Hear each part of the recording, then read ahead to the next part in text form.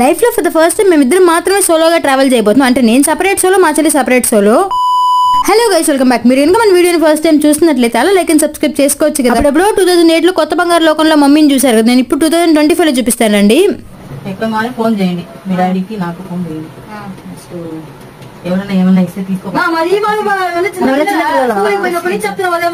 బస్సులో నిద్రపోవద్దండి. అంటే అప్పుడు నేను వస్తున్నా, ఇప్పుడు రావట్లేదు కదా, మీరు ఒక్కరే కదా వెళ్తున్నారు. ఎవరైనా ఏమైనా బిస్కెట్ ఇచ్చినారు తినేసారు, ఏదో ఇచ్చారులే మొహమాటానికి పోయి తినేస్తే.